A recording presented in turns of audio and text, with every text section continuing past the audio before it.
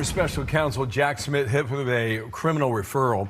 House Judiciary Committee Republicans now accuse him of misleading Congress during sworn testimony under oath when he claimed he did not obtain or review lawmakers' text messages during his multiple investigations into President Trump. So that's where we start. There you have Bill Hemmer on Fox News reporting on the Jack Smith referral for charges from Chairman Jim Jordan.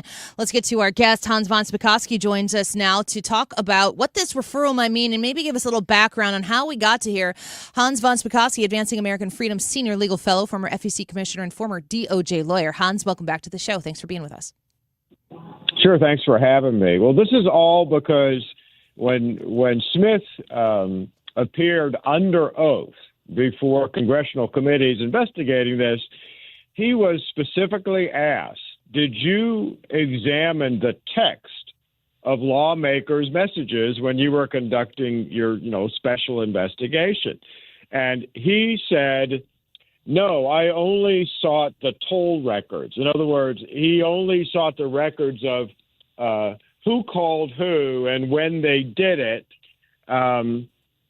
And he's, specifically saying he didn't read the text, but the documentation that Jim Jordan and others have received now from the Justice Department indicates he was lying when he said that in fact he and his lawyers actually did read texts between lawmakers, and that's what this is all about. That's what the criminal referral to the Justice Department is, because under federal law, when you testify in front of a congressional committee, at the beginning of it, you stand up as a witness and you swear an oath to tell the truth. I've done it multiple times when I've been testifying.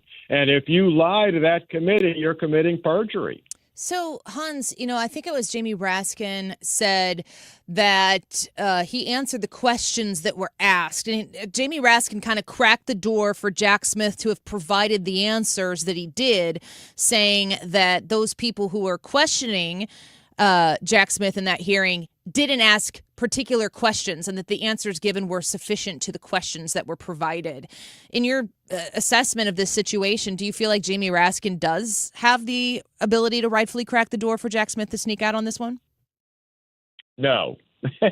No. And anybody who knows the history of Representative Raskin knows not to believe a word coming out of his mouth. Look, I've looked at this, and it's pretty clear to me that Smith was specifically asked, did you read the text messages of all these telephone records you obtained? And he said, no, he and his investigators didn't do that.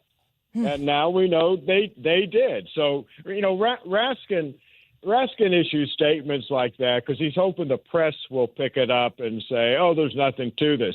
But anybody who looks at the actual the documents, et cetera, will see that, no, they've got a pretty substantial case against Smith that he lied to this congressional committee.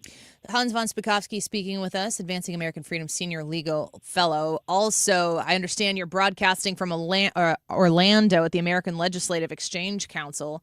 Right. Talk to me a little bit about what you're doing there and what the American Legislative Exchange Council does. I understand that it's a team of state legislative leaders, along with other folks like yourself. What kind of activity are you doing there in Central Florida?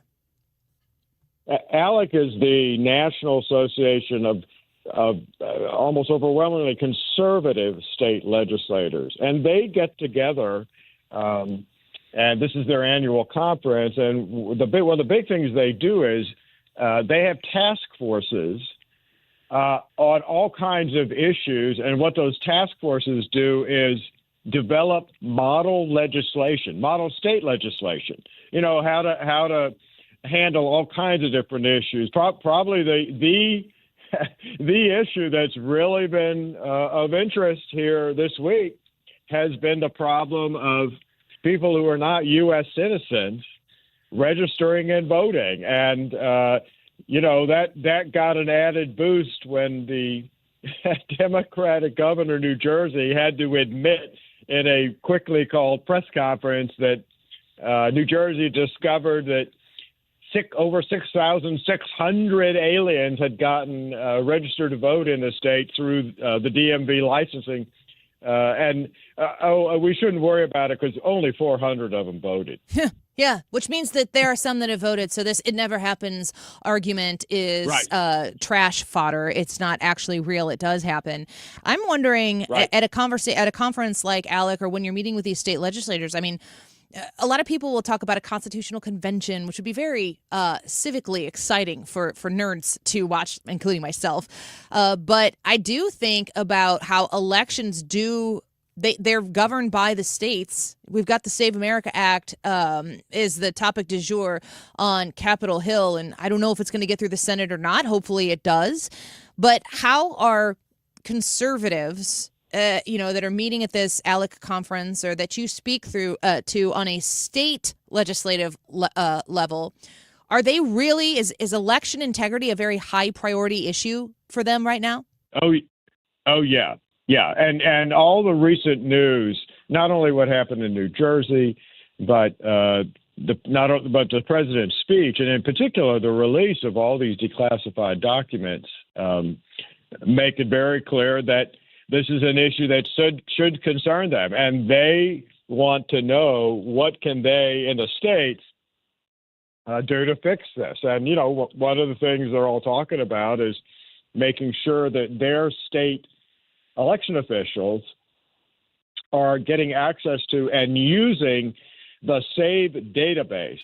That's the database at the Department of Homeland Security that they can check to find out the citizenship status of people who are registered to vote. And, there are various lawsuits going on about that, but that's probably one of the best ways that states can check to make sure they don't have aliens registered to vote. I just think that's like such a foundational, probably very popular across all people who are involved in this discussion or paying attention to our elections.